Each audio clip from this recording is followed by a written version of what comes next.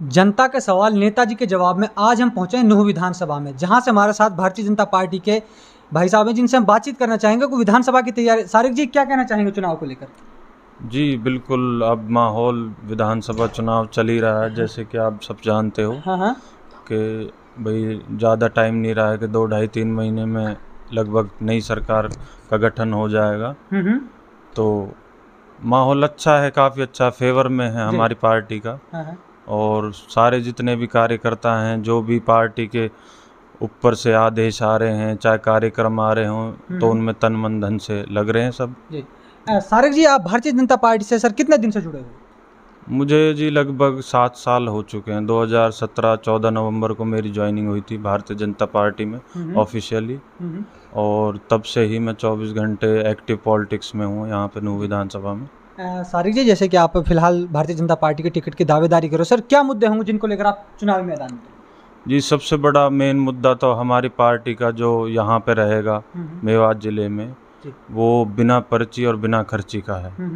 वो इतना ज़्यादा बड़ा मुद्दा है जी हमारे यहाँ पे कि उससे पहले लगभग 70 साल से जो भी पार्टियाँ यहाँ पे राज करके गई हैं हरियाणा में, उन्होंने कभी इतनी नौकरियाँ नहीं दी होंगी जितनी पिछले 10 साल में हमारे यहाँ मेवात के बच्चों को मिली है।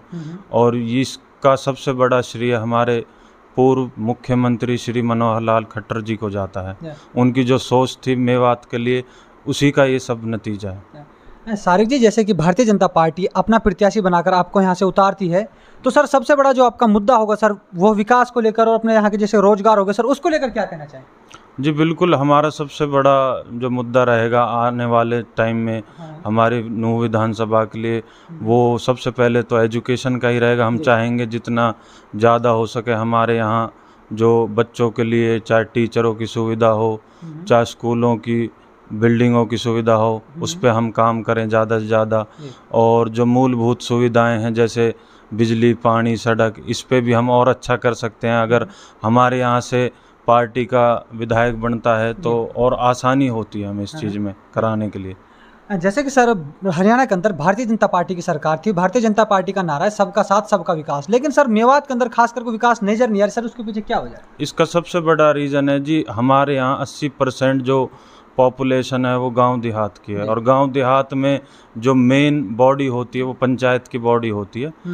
अब हमारी सरकार क्या करती है, वो ग्रांट वगैरह देती है पंचायतों को, और उस ग्रांटों में यहाँ पे सरपंचों ने बहुत बड़ा एक धांधलेबाजी का काम किया था। 2014 से लेके और 2019 तक 5 साल में मेरे हिसाब से जितना पंचायतों में ग्रांट दिया गया उतना टोटल 70 साल में भी नहीं दिया गया होगा। लेकिन उसको लगाना ना लगाना ये पंचायतों के सरपंचों के मेंबरों के ऊपर डिपेंड करता है। अगर वो उसका गबन करते हैं तो इसमें सरकार ज़्यादा कुछ कर नहीं सकती। लेकिन उसको मद्देनज़र रखते हुए 2022 में जब यहाँ पे हरियाणा में पंचायत चुनाव संपन्न हुए, तो उसके बाद हमारी सरकार ने एक नया कानून बनाते हुए सभी सरपंचों के और इनके ऊपर एक लिमिट बांध दी गई कि इतने लिमिट तक आप बिना किसी के इंटरफेयर के आप काम कर सकते हो, लेकिन उससे ज़्यादा के लिए आपको ऑनलाइन टेंडर लगाने पड़ेंगे, जियो टैगिंग करनी पड़ेगी, जिससे वो सुधार हो सके पंचायतों में काम के लिए।